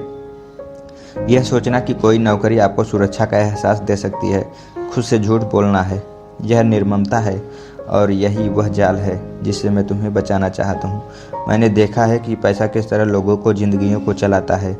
ऐसा अपने साथ मत होने देना। भगवान के लिए पैसे को अपनी ज़िंदगी मत चलाने देना। हमारी मेज़ के नीचे सॉफ्ट बॉल आ गई। अमीर डैडी ने उसे उठाया और वापस खिलाड़ियों के पास फेंक दिया। तो अज्ञान का लालच और डर से क्या ताल्लुक़ है? मैंने पूछा। यह पैसे का अज्ञान ही है जिसकी वजह से इतना लालच और इतना डर पैदा होता है, अमीर डैडी ने कहा। मैं तुम्हें कुछ उदाहरण देता हूँ।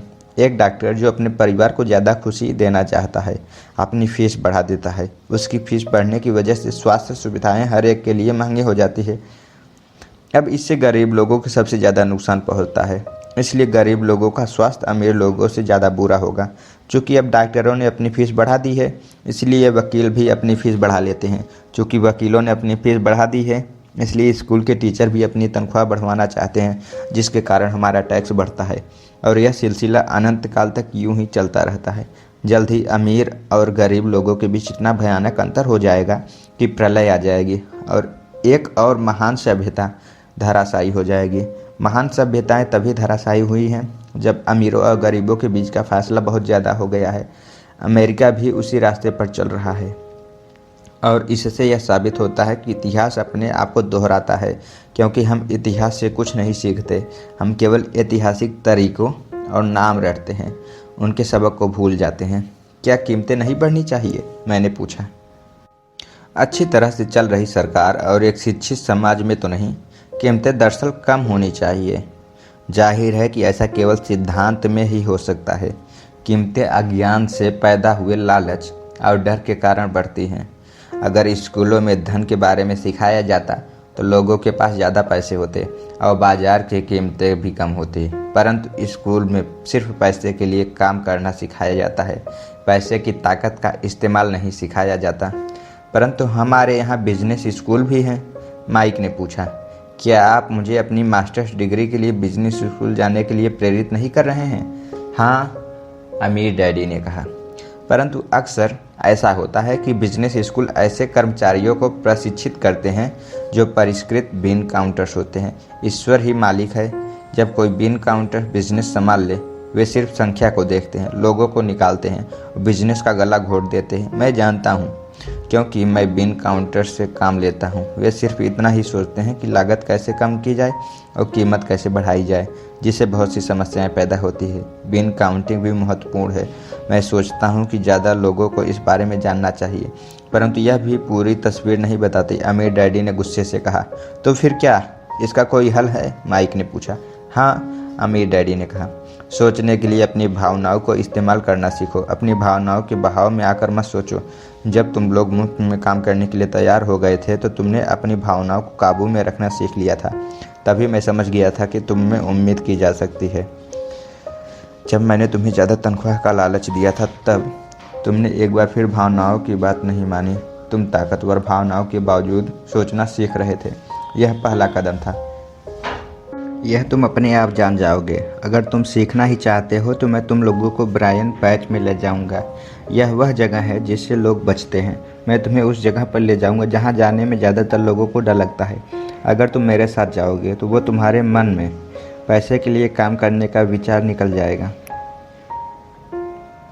इसके बजाय तुम यह सीखोगे कि पैसे से कैसे काम लिया जा सकता है। और अगर हम आपके साथ जाते हैं तो हम क्या मिलेगा? हम आपसे सीखने के लिए तैयार होते हैं तो हमें क्या मिलेगा? मैंने पूछा। वही जो ब्रायर रैबिट को मिला था, अमीर डैडी ने कहा। टार बेबी से आज़ादी? क्या ऐसा कोई ब्रायर पैच होता है? मैंने पूछा। हाँ, अमीर डैडी ने कहा। डर और लालच ही ब्रायर पैच है। अपने डर से पीछा छुड़ाकर अपने लालच का सामना करके अपनी कमजोरियों और ज़रूरतों को पहचान कर ही हम बाहर निकलने के रास्ते तक पहुंच सकते हैं। और बाहर निकलने का रास्ता हमारे दिमाग से होकर गुजरता है सही विचारों को चुनने के लिए। विचारों को चुनने के लिए? माइक ने आश्चर्यचकित होकर पूछा। हाँ, इस विचार को चुनकर हम क्या सोचेंगे, इसके बजाय कि हम अपनी भावनाओं में बहकर लगातार प्रतिक्रिया करते रहें।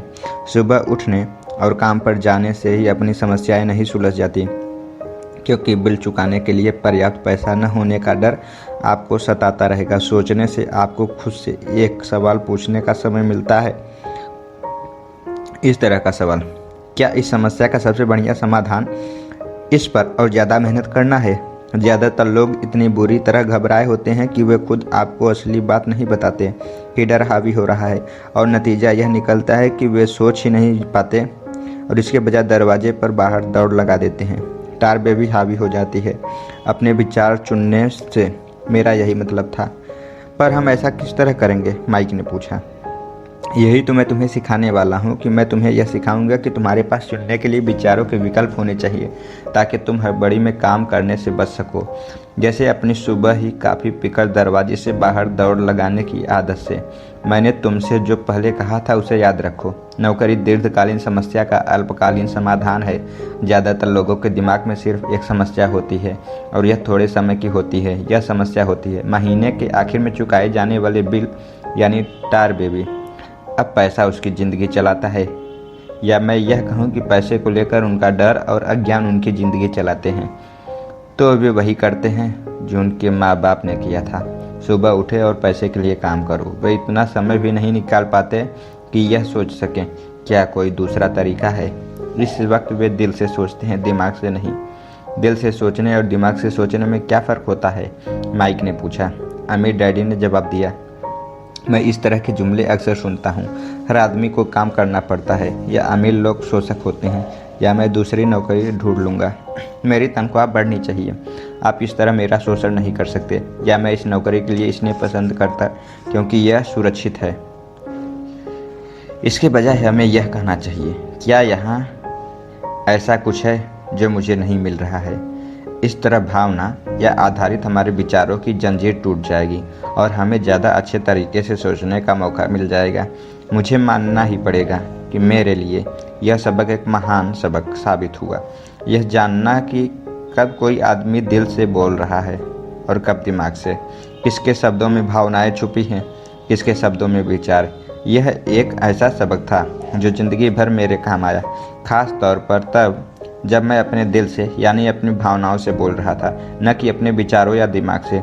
जब हम स्टोर की तरफ वापस मुड़े तो अमीर डैडी ने यह कहा कि अमीर लोग हकीकत में पैसा बनाते हैं, वे इसलिए काम नहीं करते। उन्होंने यह भी बताया कि 5 सेंट के शीशे के सिक्के ढालते समय जब माइक और मैं यह सोच रहे थे कि हम पैसा बना रहे थे तो हमारे विचार उसी रास्ते पर चल रहे थे जिस पर अमीर लोग चलते हैं। दिक्कत सिर्फ इतनी थी कि हमारे लिए ऐसा करना गैर कानूनी था। सरकार और बैंकों के लिए ऐसा करना कानूनी था, परंतु हमारे लिए नहीं था। उन्होंने यह भी बताया कि पैसा कानूनी और गैर कानूनी दोनों ही तरीक़ों से कमाया जा सकता है।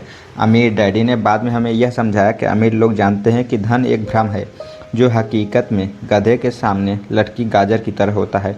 धन के भ्रम के कारण जो डर और लालच पैदा होता है, उसकी वजह से ही अरबों खरबों लोग यह सोचते रहते हैं कि धन असली चीज़ है। धन दरअसल एक माया जाल है। जनता के अज्ञान और भरोसे के भ्रम की वजह से ही ताश के पत्तों का यह महल खड़ा रह पाता है। सच कहा जाए तो गधे की गाजर धन की ज़्यादा कीमती है, उन्होंने कहा। उन्होंने अमेरिका के गोल्ड स्टैंडर्ड के बारे में बात की और यह बताया कि हर डॉलर का नोट असल में चांदी का प्रमाण पत्र है। उन्हें इस अफवाह से चिंता हो रही थी कि किसी दिन हम लोग गोल्ड स्टैंडर्ड को छोड़ देंगे और हमारे डॉलर चांदी के प्रमाण पत्र नहीं रहेंगे। जब ऐसा होगा बच्चों, तो कयामत आ जाएगी। गरीब, मध्यवर्गीय और नासमझ लोगों की ज़िंदगी सिर्फ इसलिए बर्बाद हो जाएगी क्योंकि वे यह भरोसा करते रहेंगे कि धन ही असली चीज़ है और वे जिस कंपनी के लिए काम करते हैं वह कंपनी या सरकार उनका ज़्यादा ध्यान रखेगी। उनकी उस दिन हमारी समझ में नहीं आ रही थी बातें, परंतु सालों बाद जाकर मुझे यह समझ आया कि यह बड़े पते की बात थी। वह देखना जो दूसरे नहीं देख पाते। जब वे अपने पिकअप ट्रक में चढ़े तो उन्होंने कहा, काम करते रहो बच्चों, पर जितनी जल्दी तुम तनख्वाह की ज़रूरत को भूल जाओगे तुम्हारी आगे की ज़िंदगी उतनी ही आसान हो जाएगी।